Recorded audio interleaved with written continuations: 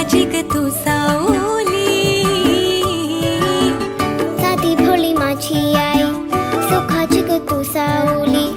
जीव वळून लावी माझी ग तू लाडूबाई, जीव वळून लावी माझी लाडूबाई.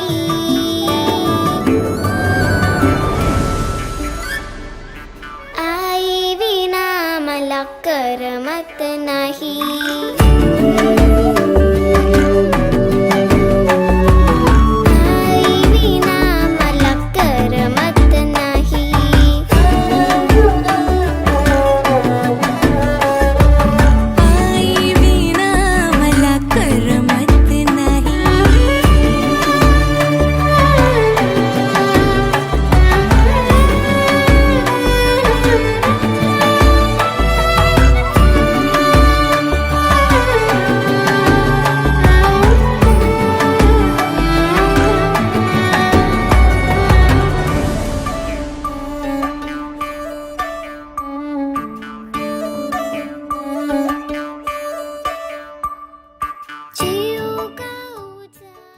देवदेवेश्वर विघ्नेश्वर श्री गणरायाच्या चरणी विनम्र अभिवादन करून या वृद्ध सोहळ्याला प्रारंभ करतात. आईचे ज्येष्ठ सुपुत्र श्री दुर्गेश यांच्या शुभ हस्ते या शोभकार्याच्या मंचावरती सर्वप्रथम गणेश पूजन होईल आणि या आनंद सोहळ्याचं पौरोहित्य करतात वेदशास्त्र मुखर्वत उमेश कुलकर्णी गुरुजींना विनंती करतो आपण या वृद्ध सोहळ्याला प्रारंभ करू.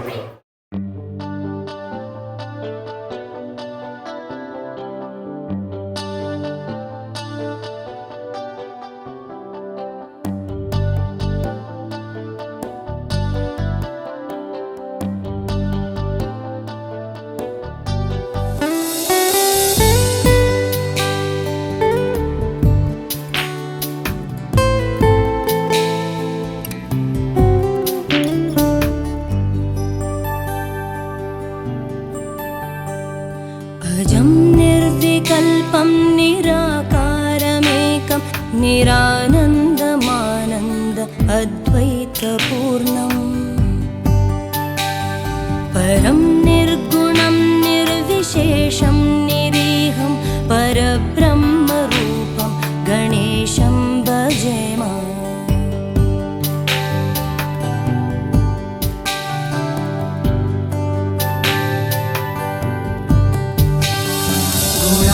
गुणातीतमानं चिदानन्दरूपं चिदाभासकं सर्वगं ज्ञानगम्यम् मुनिध्येयमाकाशरूपं परेशं परब्रह्मरूपं एका आईच्या जीवनाला मानवता लाभण्यासाठी एका कृतांत जीवनाचा आशीर्वाद घेण्यासाठी आपण या ठिकाणी आलेला आहात आणि त्यामुळे कार्यक्रमाला प्रारंभ करण्यामुळे सर्वांना विनंती आहे इथून पुढचा 1 तास आपण केवळ आईसाठी समर्पित करूया. त्यामुळं आपले मोबाईल आणि जमलं तर लहान मुलं सायलेंट मोडवर ठेवूया आणि मोठ्यांना नम्र विनंती आहे मला आणखी खूप वर्षांनी सगळे आपण भेटतो त्यामुळे आपापसात गप्पा आपण नंतर मारूया. आईंना आपण सर्वजण कार्यक्रम संपल्यानंतर भेटणार आहोत आईबरोबर फोटो करायचा तेव्हा सगळ्यांना विनंती करतो इथून पुढचा सर्वोच्च मानलं जातं हा म्हणजे आत्मा आणि ही म्हणजे ईश्वर. आत्मा आणि ईश्वराचा सुंदर मिलाप म्हणजे आई. आई एक नाव असतं घरातल्या घरात गजबजलेलं गाव असतं. लेकराची माय असते वासराची गाय असते दुधाची साय असते धान्याचा पाय असते घडीची पाय असते. आई असते आयुष्याची शिरोरीची सरतरी लागली आणि मुरतरी नाही. या आईविषयी बोलताना कुसुमाग्रज म्हणतात असा एक याचक होता ज्याच्या हातातील कटोरा कशाने धरत नव्हता. द्रुपानी टाकली सिंहासने कुबेरांनी टाकली स्वर्गाचे भंडारे तरीही बोलताच. पंडितांनी शब्द टाकले साधूंनी सत्व टाकले वीरांनी कर टाकले तरीही बोलताच. बघा याचकाला एका भिकाऱ्याच्या दाराशी तिथे ती वाजत होती आपल्या गावात. याचक म्हणाला बाई भीक वाट. भिकारणीनं मूळ बाजूलाच राखला आणि बघायला दुधाचे दोन ते त्या याचकाच्या कटोऱ्यामध्ये टाकले आणि काय आश्चर्य तो कटोरा अत्यंत शिवोषित करून बाजूला एखाद्या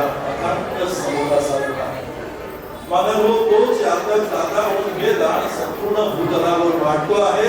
म्हणून एवढं सारं होऊन देखील अद्याप आई नावाची जिवंत आहे. आणि म्हणूनच अशाच एका मातृशक्तीला वंदन करण्यासाठी आपण या ठिकाणी जमलेलो.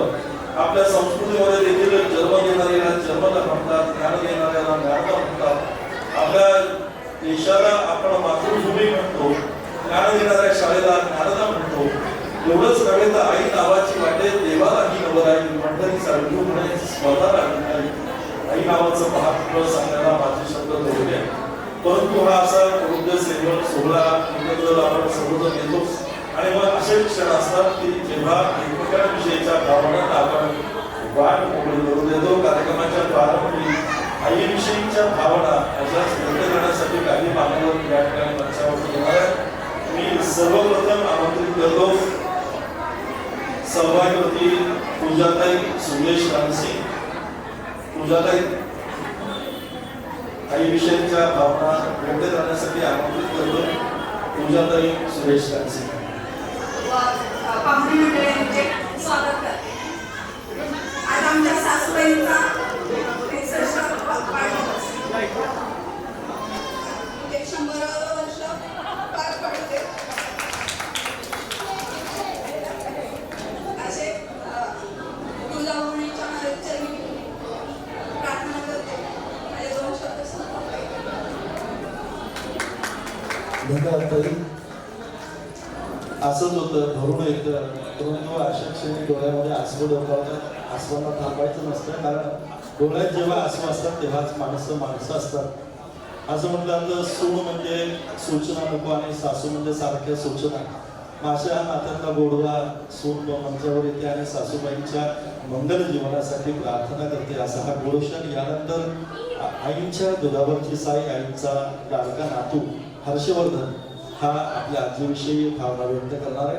हर्षवर्धन आपण जोरदार टाळ्याने. आज आजीचा बर्थडे आहे म्हणून मी इथं आलो आहे. आणि आजी माझ्यासाठी खूप घेऊन येते. माझ्याकडे खूप आजी आहे.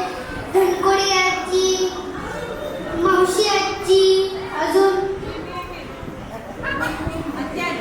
आत्या आजी, गाडी आजी, काकू आजी, सगळी आजी. आणि त्याच्यातली एकच आजी मला खूप आवडते, धनकोडीची आजी. ती माझ्यासाठी खूप घेऊन येते. भाकऱ्या घेऊन येते, तूप घेऊन येते, अजून केक घेऊन येते, सगळं घेऊन येते. थँक्यू. सांगितलंय खाऊ आनंद झाला. तरच तुमच्या 61ला तुमचंही कौतुक करणार, हो की नाही?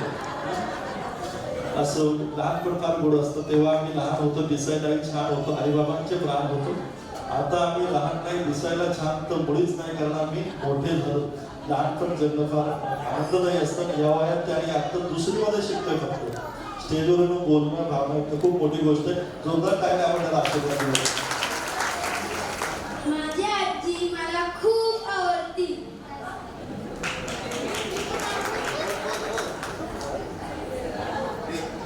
मला माझी आजी शिक्षिका आहे. जेव्हा मी लहान होतो तेव्हा मी तिच्या शाळेत रोज जायचो.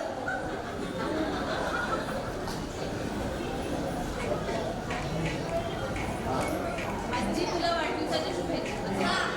आजी तुला हॅपी बर्थडे माझ्याकडून आणि माझ्या भावाकडून. I love you. आजी खूप आवडते की मला रोज हॅपी बर्थडे करते.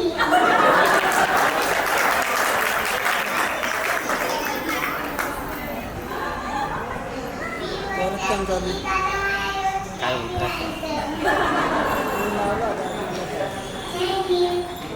मिळवण्यासाठी छे मुळीच नाही साठी. अशासाठी आई नव्यांचं कौतुक आता डोळे भरून पाहतात.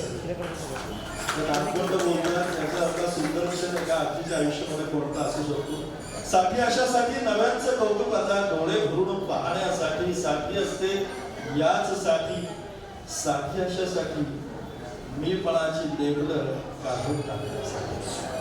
मी आणलं, मी वाढवलं, मी आणलं, मी ठेवलं, मी वाढवलं, मी सांभाळलं या विहिरीला. विसरण्यासाठी साठी असते यासाठी. पुढच्या ओळी जरा लक्षपूर्वक ऐका, सर्वांना लागू होतात. साठी अशासाठी आवडीचं चवीनं पण मोजकच खाण्यासाठी. साठी अशासाठी आवडीचं चवीनं पण मोजकच खाण्यासाठी.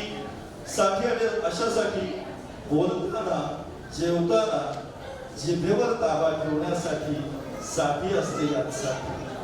राहून गेलं ते करावयाचं आहे याची जाणीव करून देण्यासाठी. साठी असते यासाठी.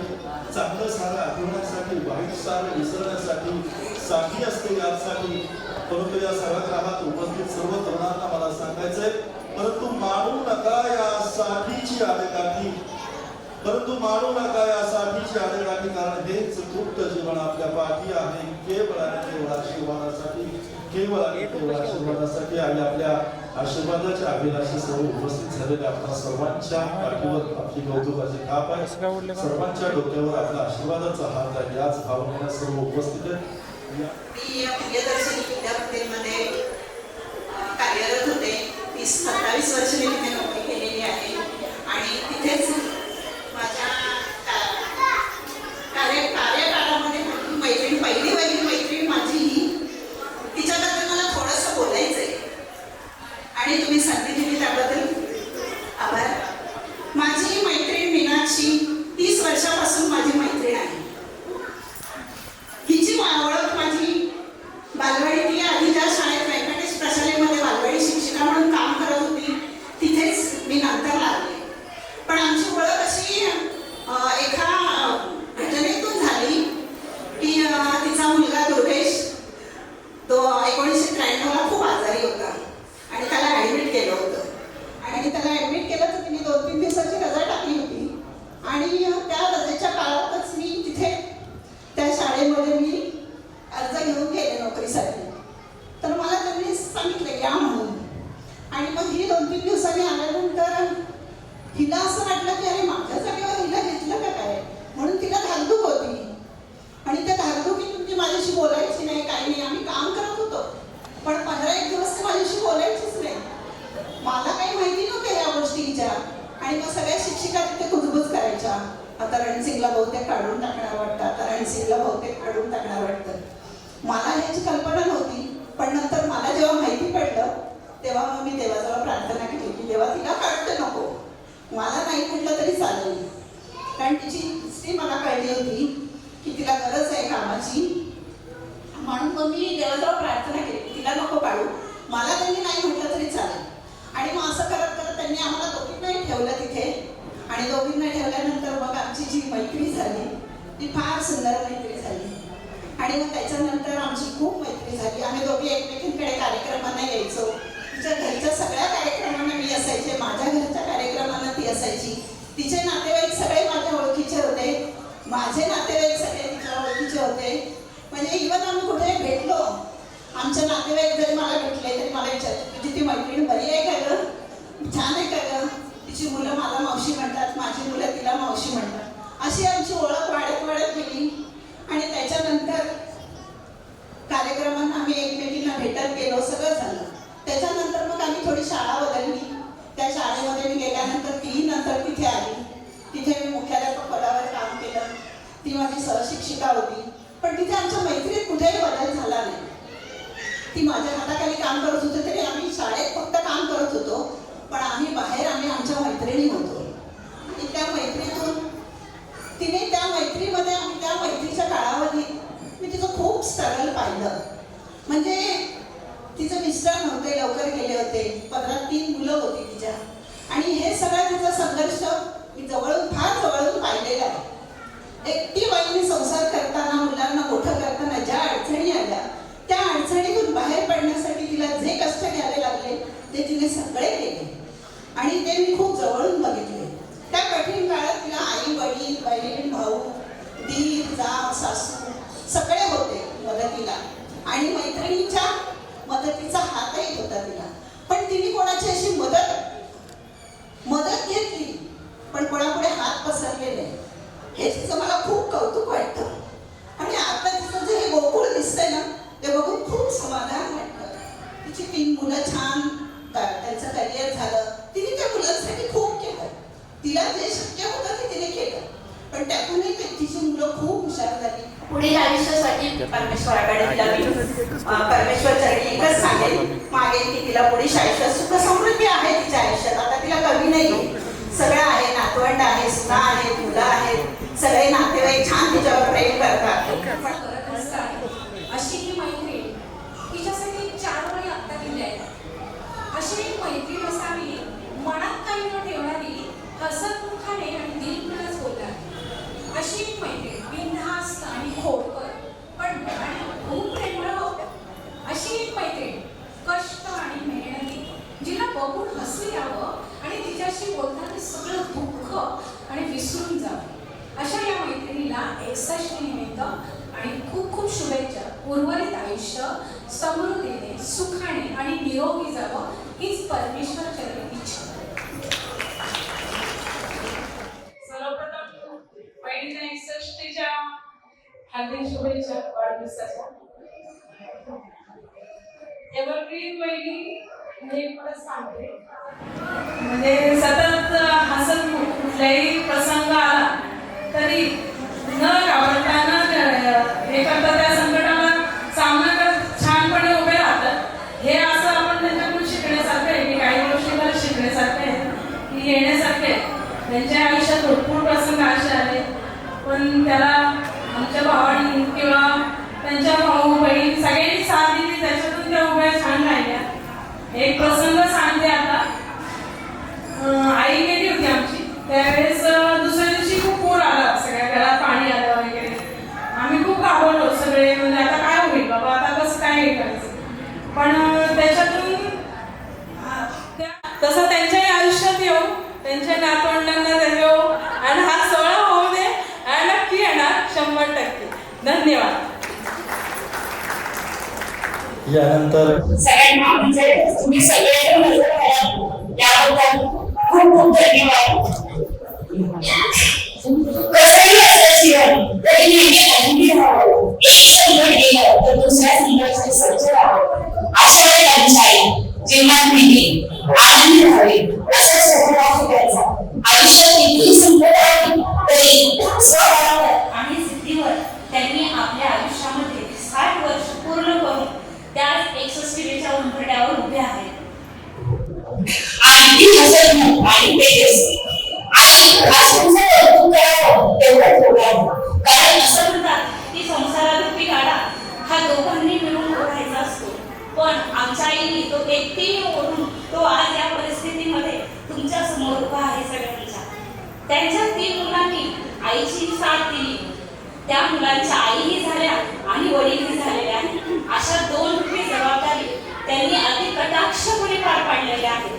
संसार सुख हे त्यांनी अवघे जेमतेम 5 वर्ष अनुभवलेले आहे आणि कमी वेळात एकट्या मुलांचे संगोपन करणाऱ्या आमच्या आई कधीही खंत न करता सगळ्यांसमोर उभ्या आहेत. त्यांनी आज सगळ्यांपेक्षा एक वेगळे व्यक्तिमत्व आपल्या समोर उभं केलेलं आहे. आपल्या परिस्थितीनुसार मुलांनी कसं जगावं हे त्यांनी शिकवलं.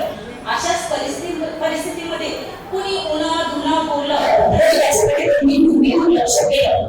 अशा सगळ्यांनी आई महाराष्ट्र कोटी प्रणाम. त्यांच्या कठीण परिस्थितीमध्ये त्यांची सोबत देणारे अनेक व्यक्ती आहेत. ज्याला नाही त्याचे बहीण असते, त्यांच्या 3 जाऊ आहेत, त्यांच्या मुलगा देखील त्यांच्या सगळ्यांनी साथ दिलेली आहे. या सर्वांमध्ये अहम असे साथीदार म्हणजे त्यांची ही 3 मुलं, ज्यांनी त्यांना कायमस्वरूपी साथ दिली आहे. अगदी थोड्याशा वाटा अगदी खाली आम्ही सुद्धा त्याच्यामध्ये आहोत.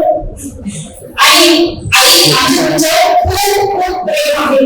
ईश्वराच्या की तुम्हाला असं छान आणि निरोगी असं आयुष्य लाभावं. संगीला साथ असते ज्योतीची, अंधाराला साथ आहे प्रकाशाची, चंद्राला साथ आहे चांदण्याची. आई कशी साथ तुमच्या आमच्या सर्वांसाठी आहे.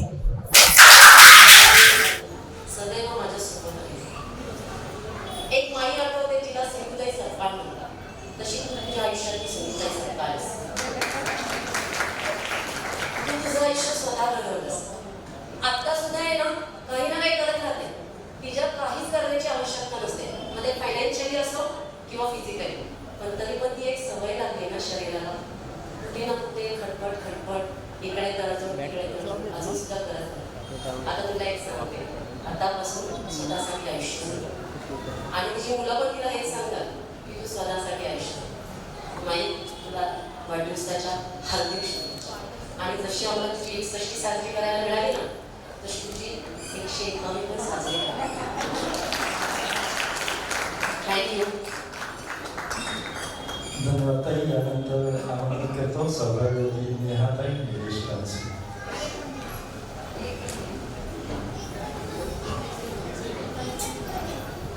नमस्कार. आज तुम्ही या कार्यक्रमाला उपस्थिती दाखवली एवढ्या मोठ्या संख्येने, खरंच खूप छान वाटतंय आणि खूप मनातून आनंद होतोय. आईंचा प्रवास आणि आईंनी ज्या पद्धतीने सगळ्या गोष्टी मॅनेज केल्या आतापर्यंत, हे आम्ही सुद्धा आता तुम्हाला सगळ्यांना ते जास्त माहिती. थोडंसं एक वाक्य मला किंवा एक विचार फक्त ह्या प्लॅटफॉर्मवर एक मांडायचा आहे, तो आमच्या वयातल्या सुनांसाठी. मला काय म्हणायचं आहे की आपण त्यांच्याविषयी छान आदर व्यक्त करतो वगैरे, पण आज हे वय असं आहे की जसं आपलं मूल आपण सांभाळतो, तर त्या तशा फिलिंग्सला त्यांच्या आपल्याला सांभाळायची आपल्याला जास्त गरज आहे. सो माझ्यासारख्या ज्या सगळ्या सुना आहेत, तर त्यांना मला एकच रिक्वेस्ट आहे की आपल्या आयांना म्हणा, आपल्या आया, आपल्या सासवा यांना आपला जास्तीत जास्त वेळ एक्सपेक्टेड आहे आत्ताच्या ह्याच्यात. म्हणजे त्यांच्या ज्या ह्या वाटचालीमध्ये, म्हणजे 61 साजरी करतो आपण आईची, तर जास्तीत जास्त त्यांच्या मुलांनी त्यांच्याशी कम्युनिकेट करावं, जास्तीत जास्त सुनांनी त्यांच्याशी छान संवाद साधावा आणि जास्तीत जास्त त्यांना मोकळं होण्याची संधी द्यावी. कारण आता असं असतं की आपण खूप बिझी असतो आणि त्यांना आपल्याशी खूप बोलायचं असतं. सो आपण सगळ्यांनी आपल्या याच्याने मिळून एक निग्रह किंवा निश्चय करूया की आज आपण त्यांना जास्तीत जास्त वेळ आजपासून देऊया. कारण नसताना आपण फोन करायचा आणि सासूबाई जेवल्या का, आई कशी आहेस, हे आपण करूया असं मला म्हणायचं आहे. म्हणजे ही नवीन सुरुवात होईल असं म्हणूया. त्यांना कधी एकटं वाटायला नाही हवं. आपण सगळे त्यांच्या कायमच सोबत आहोत, असणार आहोत. त्या खूप छान आयुष्य अजूनही जगणार आहे. 101, 81, 75 सगळे सोहळे करायचे, पण ते तितक्याच आनंदाने हसतच असल्या पाहिजेत. ही जबाबदारी आपल्या सगळ्यांची आहे. एवढंच मला थोडं बोलावंसं वाटत होतं. थँक्यू आणि हॅपी बर्थडे. धन्यवाद नेहाताई. रणसिंगांच्या घरातलं माप ओलांडून नेहाताई सूर म्हणून आल्या, परंतु काळाच्या ओघात जे कधी झाल्या कळालंच नाही. अतिशय हृदय मनोगत ताईंनी व्यक्त केलं. यानंतर ऋतुजा आपलं मनोगत या ठिकाणी व्यक्त करते. हॅपी बर्थडे म्हटले आणि जसं तुझं नावाप्रमाणे तू खूप मोठ्या मनाची आहेस. तू सगळ्यांना नेहमी मदत करतेस आणि मला पण तू खूप मदत करतेस. कोणीही कोणत्याही अडचणीत असलं तर त्यांना मदत करतेस.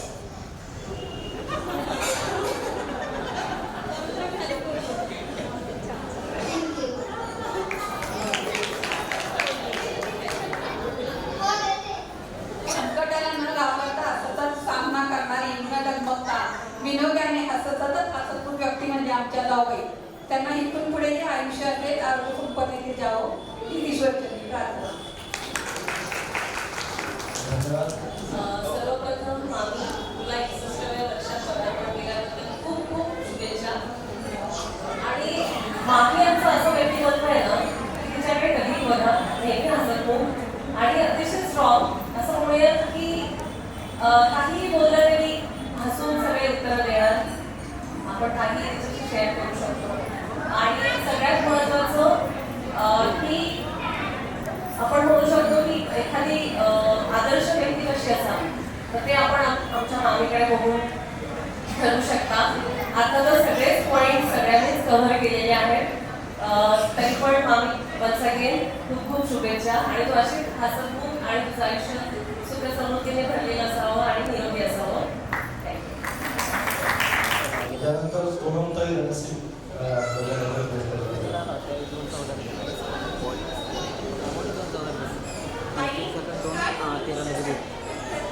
आपल्या मुलांसाठी काही ना काही करत असते. पण मी आमच्या आईचं वेगळं पण सांगेन की आमच्या आईने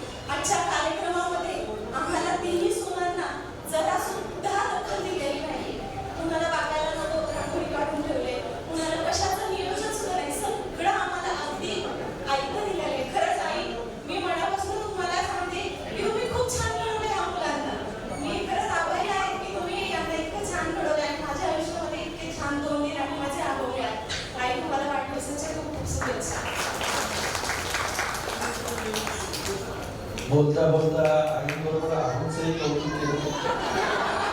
तुमचे आहो चांगले आहेत कारण आई चांगली आहे.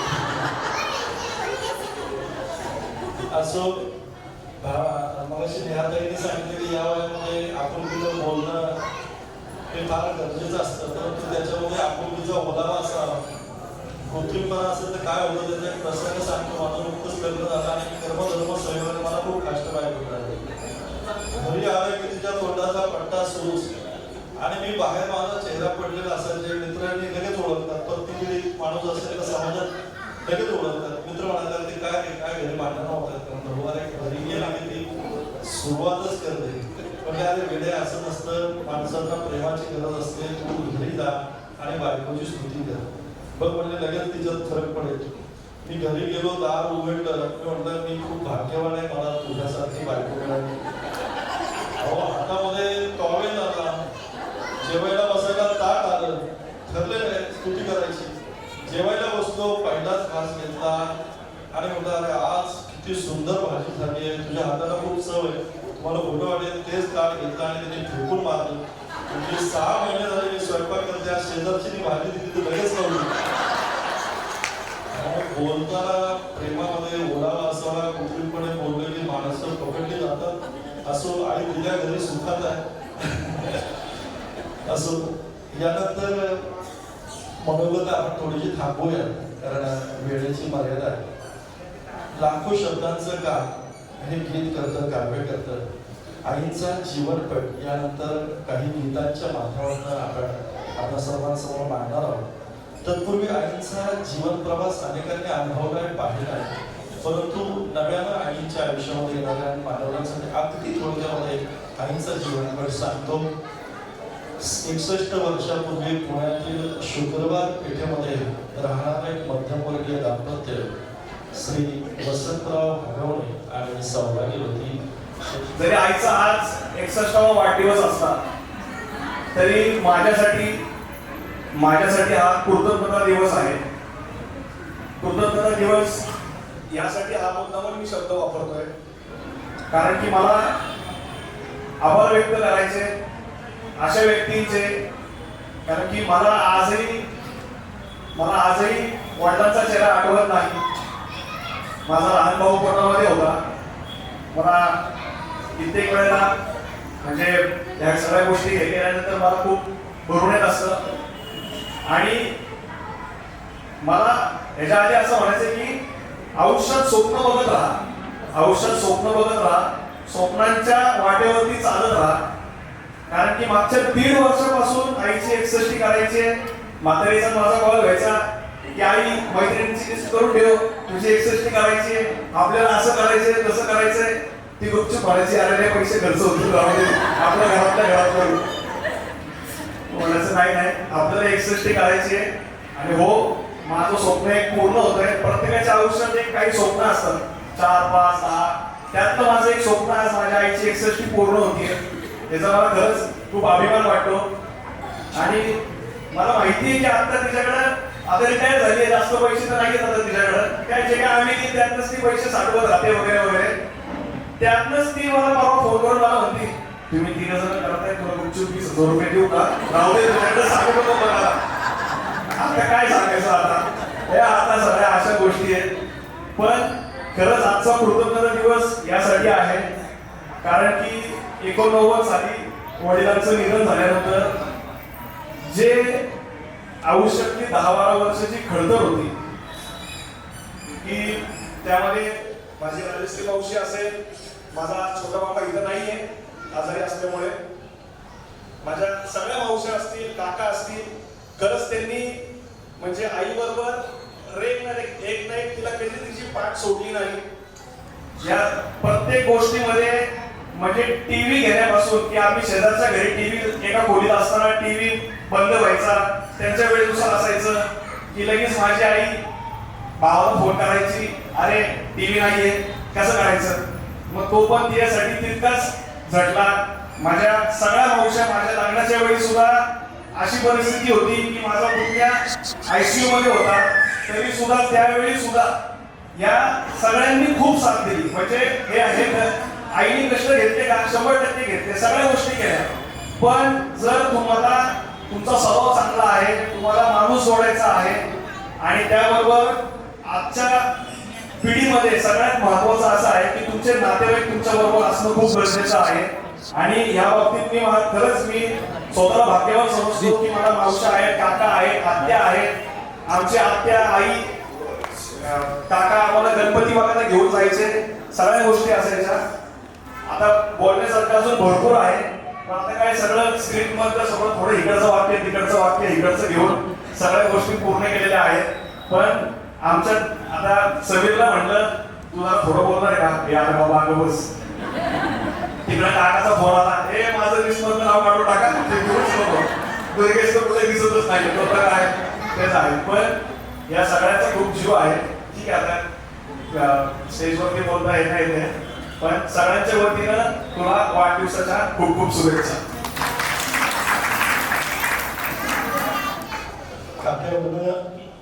काट्यावरनं चाललेली अशी आज सुखाची हिरवळ पाहायला मिळते.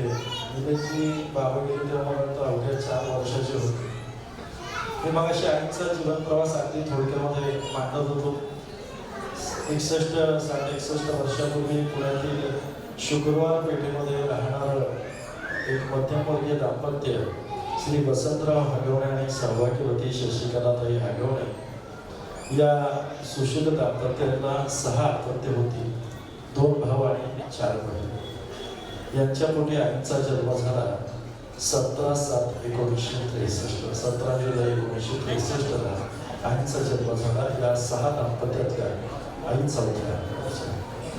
काळाच्या ओघात त्या काळामध्ये लहान वयामध्ये लग्न व्हायची. वयाची 10वी झाल्यानंतर लगेचच आईचं लग्न झालं आणि लग्न देखील नात्यामध्ये होण्याची त्या काळची परंपरा प्रथा की आपल्या जवळच्या कुटुंबामध्ये आपली मुलगी दिली जायची. आईचं लग्न देखील त्यांचे आत्याचे चिरंजीव श्री वसंत रामचंद्र नरसिंह यांच्या बरोबर झालं. दोघांचा शून्यातून संसार सुरू झाला. संसार वेळेवरती फुलं पडली, परंतु नियतीला हे सुख पाहवलं नाही. अगदी अल्पावधीमध्येच 5-6 वर्षाच्या संसारामध्येच 1989 बाबांचं दुःख झालं. तो प्रसंग डोळ्यासमोर आला. माऊली एक मुलगा पोटामध्ये, 2 मुलं राखतायत आणि पुण्यासारख्या महानगरामध्ये ही 3 मुलं सांभाळायची, त्यांना मोठं करायचं, वाढवायचं आणि घरामध्ये कोणतीही आर्थिक ताकद त्या काळात आर्थिक नियोजन नसायचंच. पण पुण्यासारख्या महानगरात या 3 मुलांना मोठं करणं किती अवघड गोष्ट होती. परंतु जवळ काय होतं, गुरुवार पेठेतल्या अतिशय वाड्यातल्या खोल्या आता आपल्याकडे अनेकांनी पाहिल्या. कॉड देखील बसत नाही, इतक्या छोट्या खोल्या असतात. इतक्या छोट्या संसारात 7 माणसांचं कुटुंब आणि त्यातनं हा संसार सुरू झाला. बाबांच्या निधनानंतर गुरुवार पेठेतनं आई या धनकवडीतल्या KK मार्केटजवळ राहायला आल्या. विचार करा, या 3 मुलांची जबाबदारी, शिक्षण फक्त 10वी. मग आपण काय करू शकतो? काहीतरी हालचाल केली पाहिजे, मुलांना वाढवलं पाहिजे. आईने त्यावेळेस बालवाडी शिक्षिकेचा कोर्स पूर्ण केला आणि बालाजीनगरमध्ये जे व्यंकटेश विद्या मंदिर नावाची शाळा त्या ठिकाणी नोकरी सुरू केली. आणि काळाच्या ओघामध्ये धनकवडीमध्ये आज प्रियदर्शनी स्कूलबुक नावारूपाला आली. या शाळेमध्ये त्यांना नोकरी मिळाली आणि बालवाडी शिक्षिकेचा पगार किती असू शकतो?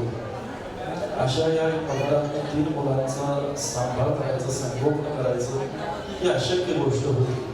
सकाळी साधारणतः 8 ते दुपारी 2 वाजेपर्यंत शाळा असायची आणि शाळेनंतर घरी आल्यानंतर आई फॉल पिकोचं काम करायची, त्याच्यानंतर डबे करायच्या. तुम्हाला कदाचित अनेकांनी पाहिलं असेल, असे त्यांचा विश्वास बसला नाही. त्या माऊलीचा दिनक्रम सुरू पहाटे 5ला सुरू व्हायचा, तो रात्री 1 वाजेपर्यंत.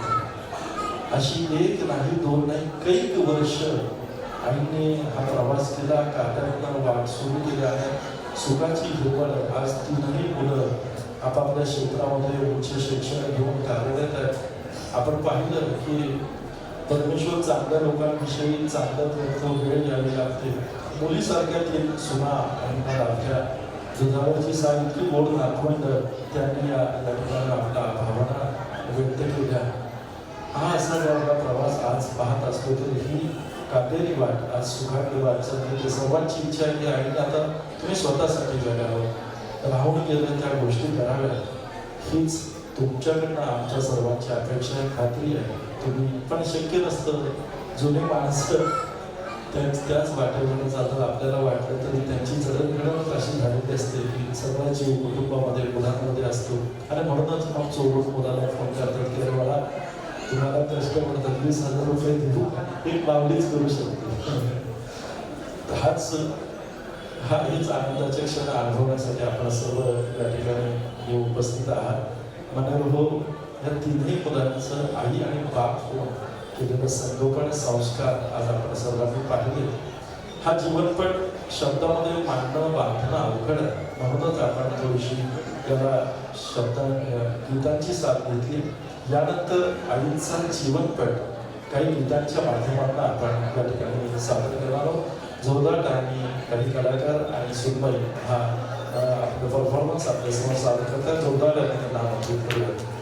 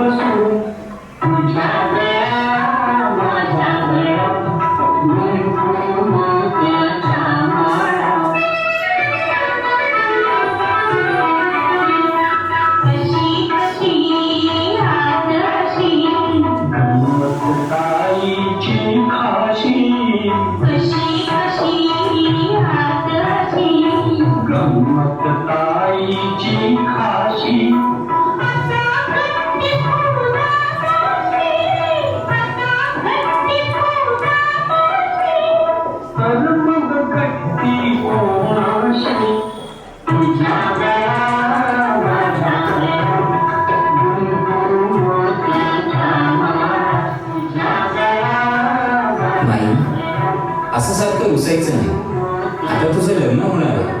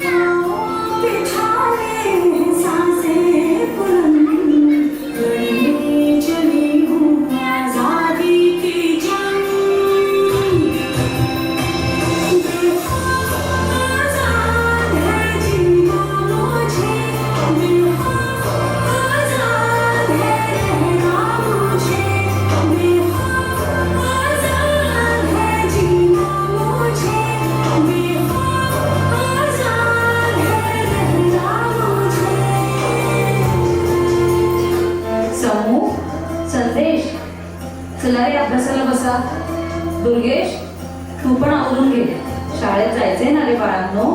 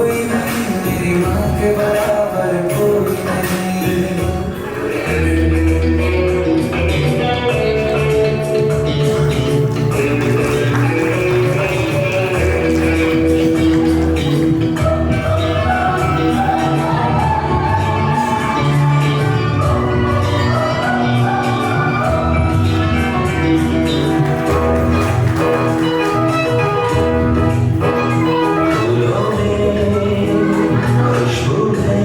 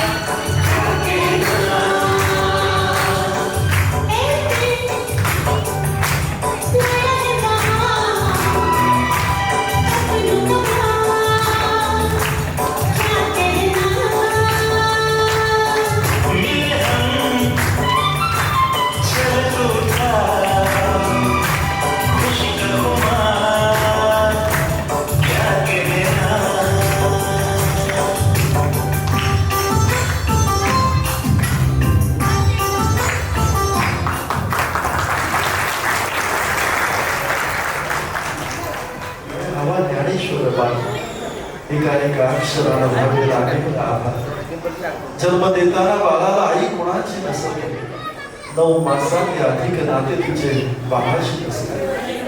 बाळ कसा हे असला तर तिचा कानाचा असतो, कृती किंवा कौशल्या पाहणा एकाच असतो. जिची बाळावर माया तिला आई म्हणतात, आई प्राजक्ताचे झाड तिची फुलांचीच गादी. तिच्या हसऱ्या डोळ्यात तरी कधी आनंद पाण, तिच्या हसऱ्या डोळ्यात तरी कधी आनंद पाण. आई तुम्हाला सर्वांच्या वतीनं 61च्या लक्ष शुभेच्छा. अतिशय गहिवरणारा माझ्याही डोळ्यातले अनेकांच्या डोळ्यातले आसुमणी थांबत नाही. डोळ्यात जेव्हा आसू असतात ना तेव्हाच माणसं असतात. रणसिंग हे केवळ कुटुंबात एक उत्तम माणसं असताना हा परिवार आहे. हा अतिशय सोनेरी परिवार. जगात ज्याप्रमाणे सोन्याला किंमत आहे ना त्याप्रमाणे सोन्यासारख्या माणसांना देखील किंमत आहे. अशा या सर्व सोन्यासारख्या परिवारासाठी एकदा जोरदार टाळ्यांचा कोऱ्या कागदावर जरी असलं छापलं ओठांवरती आल्या की हेच गाणं नसतं आपलं. प्रत्येकाचं एक जीवन गाणं आहे. हे आईंचा जीवनपट गाण्यांच्या माध्यमातून आपल्यासमोर उभा केला. आईंच्या सुनबाई नेहाताई आणि त्यांचे 4ही सहकारी यांच्यासाठी एकदा जोरदार टाळ्यांचा गजर. आणि आई तुमच्या ह्या एक्सटर्नच्या सोहळ्याच्या सर्व मिटिंग गणराज हॉटेलमध्ये झाल्या. त्या एका मिटिंगचा मला भाग होता आला. आणि ही सुंदर कल्पना मी नेहमी म्हणतो, महाराष्ट्राचं सामाजिक क्षेत्रातलं वैभव असलेले आमचे मित्र मार्गदर्शक वंदे मातरम संघटनेचे प्रदेश अध्यक्ष आदरणीय श्री वैभवजी वाघ यांच्या कल्पनेतनं हा नृत्य सोहळा आपण साकार झाला. त्यांच्यासाठी एकदा जोरदार कार्यक्रम. कार्यक्रमाला उशिरा सुरुवात झाली त्यामुळे सगळं थोडंसं चालू आहे. फास्ट एक 10-15 मिनिटं आहे ना थोडंसं अजून. जेवण पण भारी आहे, अजून एक 10-15 मिनिटांमध्ये आपण एवढे 1 मिनिट. हॅलो, मी तिची मोठी बहीण आहे. त्याबद्दल काय बोलावं तिचा हा एवढा मोठा त्या माझे मिस्टर 3 वर्ष झाले जाऊन म्हणजे मला इतकं तिने तर आज मिस्टर आयुष्य काढलं. आणि एकच सांगायचंय, तिच्या अंगात खूप संस्कृतपणा आहे. जर शांतता, प्रत्येक संकटाला येणारा तो आमच्या आईनंतर आहे ते आमची माईच आहे. आणि तिने हे एवढं मोठं कर्तृत्व केलंय की सांगायला शब्दच नाही. म्हणजे खरोखरच अजून पण म्हणजे ती कधी अशी रडत बसली नाही. आमच्या घरी आली आहे, रडली आहे, कधी सतत हसत विनोद तिच्याकडे बघून माणसाला वाटायचं ती खरंच हसती आहे. आणि तिने आम्हाला पण हसायला शिकवले. तिला शुभेच्छा, वाढदिवसाच्या खूप खूप शुभेच्छा. धन्यवाद. यानंतर वेळाली या पुन्हा जीवनाला आपल्या सर्वांच्या वतीनं आरक्षणाच्या माध्यमातून मानवत करण्यावर कुटुंबियांच्या वतीनं 61 दिव्यांनी आईचं आरक्षण होईल याचं पौरोहित्य करतात वेदशास्त्र मुखोद्योग कुलकर्णी गुरुजी. आपल्याला विनंती करतो आपण पौरोहित्य.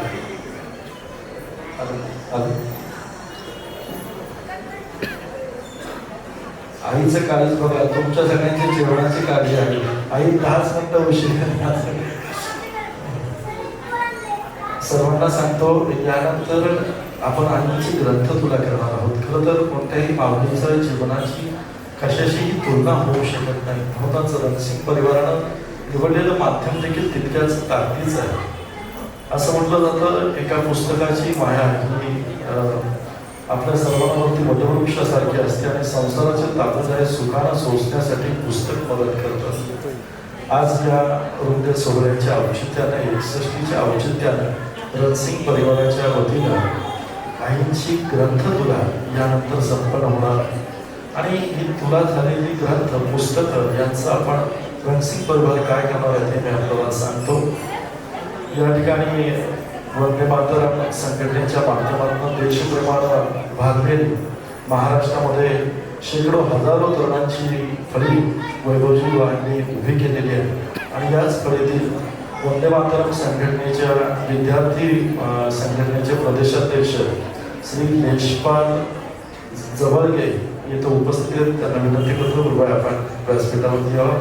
देशपांडे जवळचे हे वंदे मातरम संघटनेच्या विद्यार्थी संघटनेचे प्रदेशाध्यक्ष म्हणून कार्यरत आहेत आणि त्यांची समिता फाउंडेशन म्हणून एक संस्था, या फाउंडेशनच्या माध्यमातून वंदे मातरम वाचन संस्कृती उपक्रम राबवला जातो. या संस्थेच्या माध्यमातून महाराष्ट्रामधील अतिशय दुर्गम भाग, अतिशय दुष्काळी भाग आणि अतिशय दुर्लक्षित भाग ज्या ठिकाणी आहे त्या ठिकाणी पुस्तकांचं ग्रंथालय उभं केलं जातं. आज समिधा फाउंडेशनच्या माध्यमातून देशपांडे आणि त्यांच्या सहकार्यांनी महाराष्ट्रातल्या अतिशय दुर्गम अशा 10 खेड्यांमध्ये ग्रंथालय उभारले आणि वाचन चळवळ इथपर्यंत पोहोचवलेली आहे की तिथल्या मुलांना या शिक्षणाच्या मुख्य प्रवाहामध्ये यावर एखादी ओळ, एखादं पुस्तक, एखादा शब्द आयुष्याला प्रेरणा देतो आणि म्हणूनच शिक्षणापासून वंचित झालेली मुलं समाजाच्या मुख्य प्रवाहात यावीत, शिक्षणाच्या मुख्य प्रवाहात यावीत आणि म्हणून 11वं ग्रंथालय आईच्या नावानं सोलापूर जिल्ह्यातील तुळशी गावामध्ये उभारलं जाणार आहे आणि हे सर्व ग्रंथ आपण त्या संस्थेला ग्रंथ तुल्या झाल्यानंतर स्नेह भेट देणार आहोत. या अनोखा उपक्रमाबद्दल मी रसिक परिवाराचं पुन्हा एकदा मनापासून अभिनंदन करतो. यानंतर औषध संपत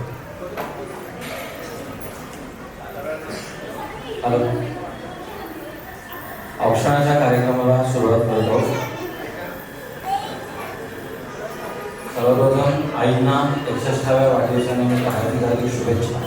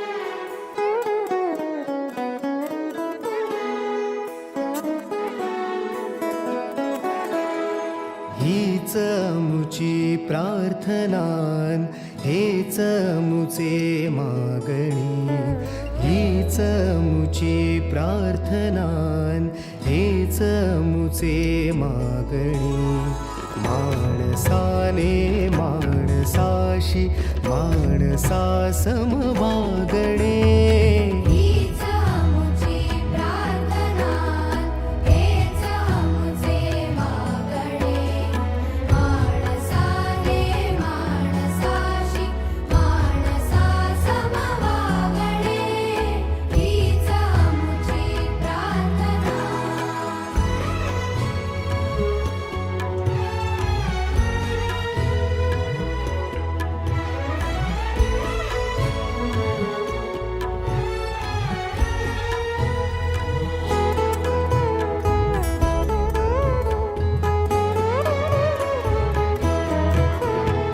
धर्म जाती प्रांत भाषा द्वेष सारे संपू दे धर्म जाती प्रांत भाषा द्वेष सारे संपू दे एक निष्ठा एक आशा एक रंगी रंगू दे पुन्हा पसरो मनावर शुद्धतेचे चातडे माणसाने माणसाशी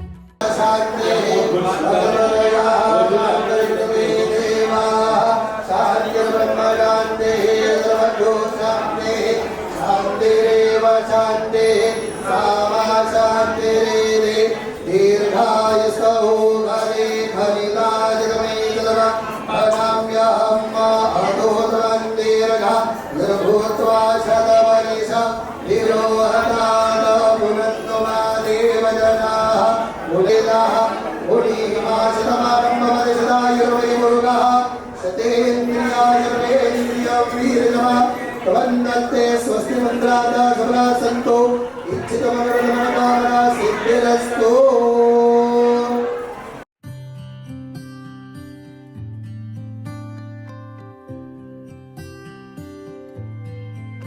माई माऊलीची माया अनमोल माया ऊन सावली सुखाची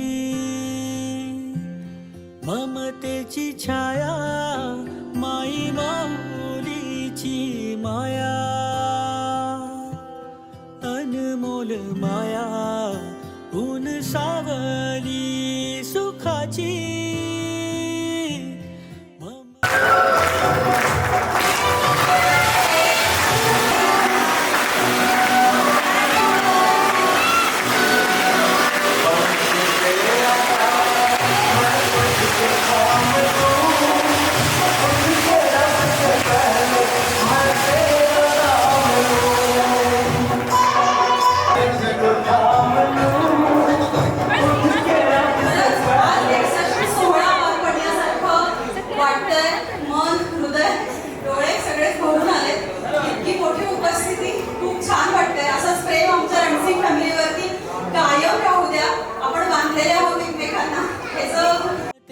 छाया तुला आठवतो मनी साठवतो दिसे आसवात ही तुम्हाला ए आई तू भासे ठाई ठाई ए आई तू भासे ठाई ठाई तू नदी मायेची लाडकी तुम्हाला तूच आई हवी जन्मोजन्मी मला झोपी गेले हे जग झोप येईन बघ गाना तू अंगाई तुला आठवतो मनी साठवतो दिसे आस प्रसवात ही तू मला ए आई तू भासे ठाई ठाई ए आई तू भासे ठाई ठाई ए आई तू भासे ठाई ठाई ए आई तू भासे ठाई ठाई आई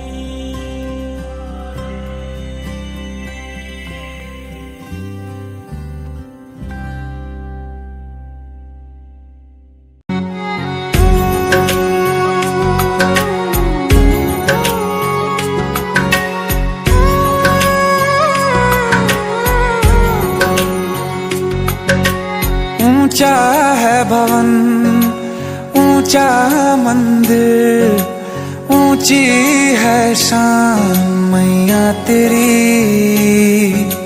चरणों में झुके बादल भी तेरे पर्वत पे लगे शैया तेरी हे काल रात्रि है कल्याणी तेरा जोड़ धरा पर कोई नहीं मेरी माँ के बराबर कोई नहीं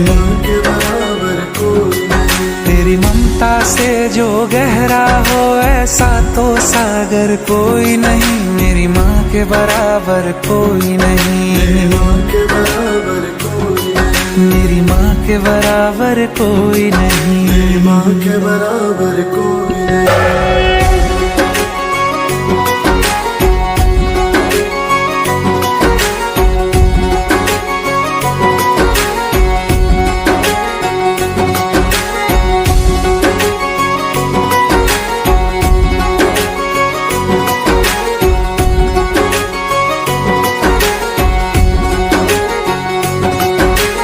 जैसे धारा और नदियाँ जैसे फूल और बगिया मेरे इतना ज्यादा पास है तू जब न होगा तेरा चल नैना मेरे होंगे जल थल जाएंगे कहाँ फिर मेरे आंसू दुख दूर हुआ मेरा सारा अंधियारों में चमका तारा नाम तेरा जब भी है पुकारा सूरज भी यहाँ है चंदा भी तेरे जैसा उजागर कोई नहीं मेरी माँ के बराबर कोई नहीं मेरी माँ के बराबर कोई नहीं हे काल रात्रि है कल्याणी तेरा जोड़ धरा पर कोई नहीं मेरी माँ के बराबर कोई नहीं मेरी माँ के बराबर कोई नहीं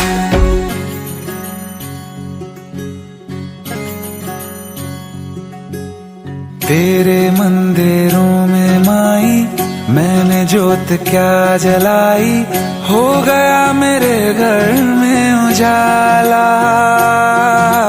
क्या बताऊं तेरी माया जब कभी मैं लड़खड़ाया तूने 10 भुजाओं से संभाला खिल जाती है सूखी डाली भर जाती है झोली खाली तेरी ही मेहर है मेहरा वाली ममता से तेरी बढ़ के मैया मेरी तो धरोहर कोई नहीं मेरी माँ के बराबर कोई नहीं मेरी माँ के बराबर कोई नहीं हे काल रात्रि है कल्याणी तेरा जोड़ धरा पर कोई नहीं मेरी माँ के बराबर कोई नहीं मेरी माँ के बराबर कोई नहीं तेरी ममता से जो गहरा हो ऐसा तो सागर कोई नहीं मेरी माँ के बराबर कोई नहीं मेरी माँ के बराबर कोई नहीं मेरी माँ के बराबर कोई नहीं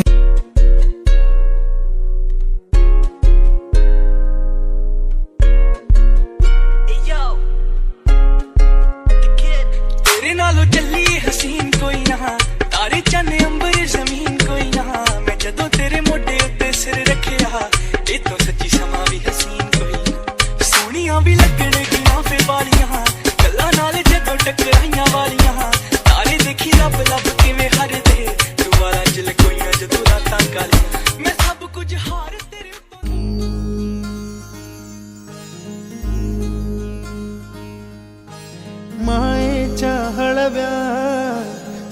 स्पर्शाने खुलते नात्यांच्या बंधात धुंद मोहरते मायेच्या हळव्या स्पर्शाने खुलते नात्यांच्या बंधात धुंद मोहरते मन उधाण वाऱ्याचे गुज पावसाचे का होते बेभान कसे गहिवरते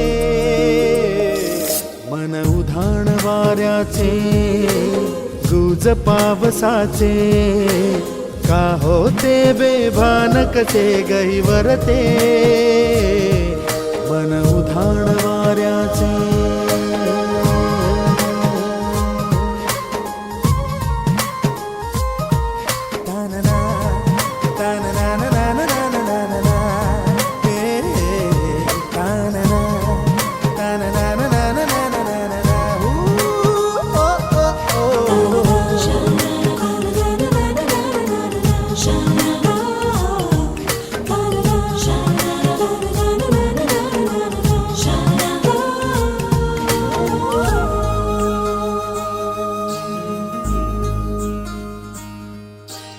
आकाशी स्वप्नांच्या हरपून भान शिरते हुरहुर त्या सांजेला कधी एकटेच झुरते सावरते बावरते झडते अडखळते का पडते कधी आशेच्या हिंदोळ्यावर मन हे वेडे झुलते मन तरंग होऊन पाण्यावरती फिरते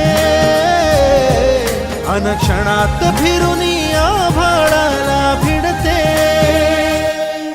मन उधाण वाऱ्याचे गुज पावसाचे का होते बेभान कसे गैवरते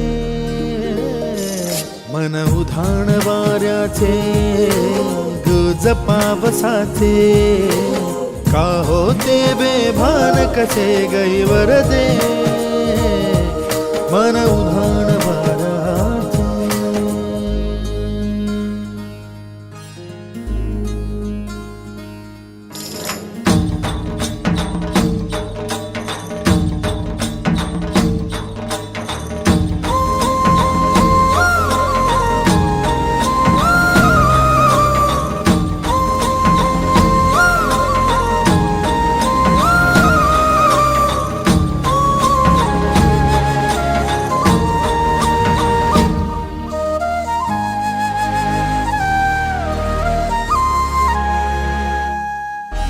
ऋण झुणते गुणगुणते कधी गुंतते हरवते कधी गहिऱ्या डोळ्यांच्या डोहात पार बुडते तळमळते सारखे बापडे नकळत का भरकटते कधी मोहाच्या चार क्षणांना मन हे वेडे फुलते जाणते जरी हे पुन्हा पुन्हा का चुकते आवडे तरी भासांच्या मागून पडते मन उधाण वाऱ्याचे गुज पावसाचे का होते बेभान कसे गहिवरते मन उधाण वाऱ्याचे गुज पावसाचे का होते बेभान कसे गहिवरते मन उधाण वाऱ्याचे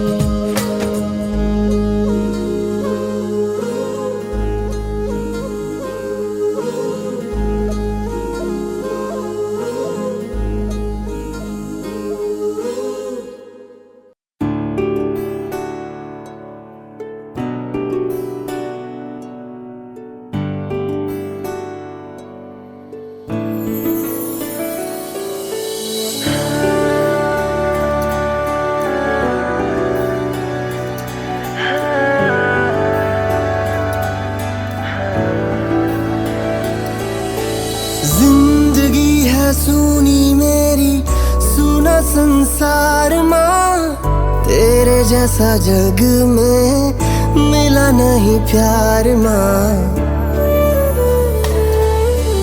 दुनिया है तू ही मेरी तेरे जैसा जग में मिला नहीं प्यार माँ। हो माँ, ओ माँ, ओ माँ,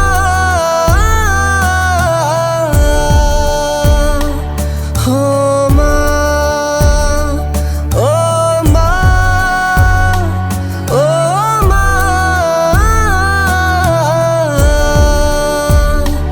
हो माँ, हो माँ, हो माँ,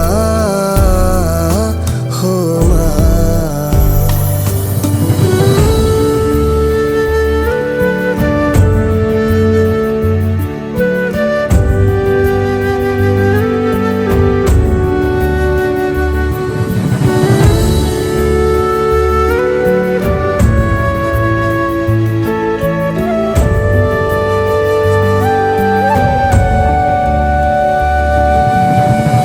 नजरें ये ढूंढे तुझको जब घर जाऊं मैं, माँ मिल जाए मेरी आस ये लगाऊं मैं। रिश्ते जहाँ के सारे तेरे आगे फीके माँ, सबसे निराले तेरे प्यार के तरीके माँ। जिंदगी है सुनी मेरी, सुना संसार माँ, तेरे जैसा जग में मिला नहीं प्यार माँ। दुनिया है तू ही मेरी, तू ही जीत हार माँ, तेरे जैसा जग में मिला नहीं प्यार माँ। खेत में खिलने वाला फूल तो है शेरा, तो करेगा एक दिन ये दूर अंधेरा।